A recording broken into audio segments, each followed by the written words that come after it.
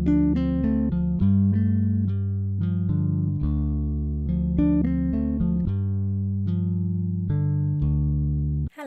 and welcome to another week. Today's been kind of weird. I didn't sleep very well last night. I was awake really early with bad GI symptoms again. I felt kind of down about that because I don't know if I said it in the last video, but definitely in the one before, that my GI symptoms were a bit better since I started Aberdeen, but the last couple of days it's not been the case. But I didn't actually feel too bad this morning, so I was like, oh okay, this is okay. And I was feeling kind of tired, but I thought I'm going to really push myself to do some yoga because I want to feel like I've done something today. This may sound crazy because obviously a lot of my days are like this, but I hate just lying in bed all day, not feeling like I've achieved anything, be it as little as replying to a message or an Instagram post, or something bigger like doing some yoga or having a sauna. I want to feel like I've achieved something with each day. So forced myself to do some yoga and I did 20 minutes. After about 10 minutes I started to feel really weird and I thought, no, I'm just going to finish doing what I'm going to do because I want to kind of complete the sequence, I guess you call it. But by the end I just felt really sick and had really bad cramps in my stomach, so I then spent the next 2 hours just sitting in the bathroom because I felt like I was going to be sick, and then I also felt like I needed the loo. Sorry if that's TMI. So that was pretty horrible. And then I keep my bedroom very warm and the rest of the house is obviously quite cold because there's no point in having the central heating on all day if there's only one person in the house. So when I was sitting in the bathroom I got really cold. The muscles in my legs started cramping really badly. It was really painful and I was crawling back to bed what has happened to today? I thought, did my blood sugar crash or something? But it didn't feel like that, and I thought, well, maybe my blood pressure crashed. But I took it after I got back into bed and it was actually higher than it has been the last few days. My heart rate was definitely pumping because I was a bit oh, what's going on? I don't know what's happening. So that raised my blood pressure. Unless the yoga may have triggered some kind of weird Herx reaction. Anyway, I didn't care for it. Today has been much better than yesterday. I slept well last night, and as we all know, that always means that the day is easier for some reason. It's crazy, right? I was supposed to be having my hair cut tomorrow, but the woman who comes to the house to do it isn't very well, so she had to cancel it, which is kind of annoying because I'm going to be stuck with this ridiculously long hair for a little while longer. But obviously it's fine because she's not very well, and as we know, my immune system isn't great, so if there's any chance of her being infectious with anything at all, I'd much rather be safe than sorry. And it meant that I didn't have to have a shower and wash my hair today. I could take things a little more easy, so today's been a pretty good day. It's the 6th of February 2018 today, which marks 100 years since the signing of the Representation of the People Act in the UK, which means that it's been 100 years since some women got the right to vote for the first time. And there's been lots of events around the country to celebrate this. And I must admit, I feel a little bit weird celebrating it because, like I said, not everyone had the right to vote.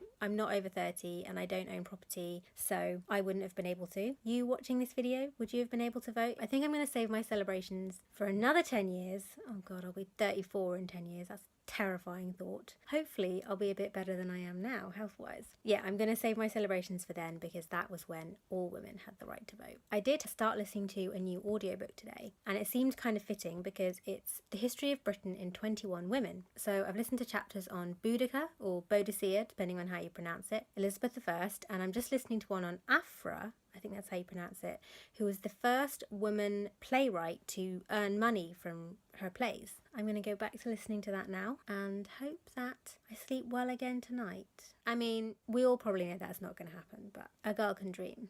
I have a question for everyone watching who has a prescription for EpiPens. I'm going to say I don't think that's very many people, but just in case. I have a prescription for 2 EpiPens, which I have to renew every year. I've just renewed it, which is why this is on my mind. I wanted to ask how people dispose of them, because I have terrible problems getting people to take them from me, to get rid of them. You can't put them in a normal bin, so you're supposed to give them to a pharmacy or a doctor's surgery to dispose of for you, but my doctor's surgery won't do it. Lots of pharmacies don't like to do it. So if anyone else has found anywhere else that will dispose of them or has any ideas, please let me know, because I have literally about 3 years worth of EpiPens just sitting on my bedside cabinet because I don't know what to do with them. I realise this is a fairly niche problem, but I just thought I'd ask. I have been so fatigued today. I don't know why, because I slept pretty well last night. Sometimes I think though that if I don't have a clear plan of what I'm going to do in a day, it actually makes my fatigue and my brain fog slightly worse, because I spend a lot of energy trying to think and decide what to do. Usually I have a clear plan of most of my days, but I didn't have that for today because I was supposed to have my hair cut yesterday, which meant today would have just been a recovery and rest day. But because I didn't, I kind of thought, okay, well, what am I going to do? So I was a bit thrown, and I do think that sometimes that contributes to my fatigue levels. And I think maybe that's what happened today, because like I said, I slept well, so I should have been relatively okay, but my brain fog in particular today was really bad. I couldn't read or listen to anything that I hadn't listened to before because I just couldn't follow it. So it's been Harry Potter for most of today. I have felt a little bit better in the evening, and I summoned the energy to do a sheet mask, a honey one, which smelled really, really good. And that has made me feel a little bit nicer, so that's good. I'm going to go to bed, I'm going to hope I sleep well again, and I'm going to hope that my fatigue and brain fog is not as bad tomorrow.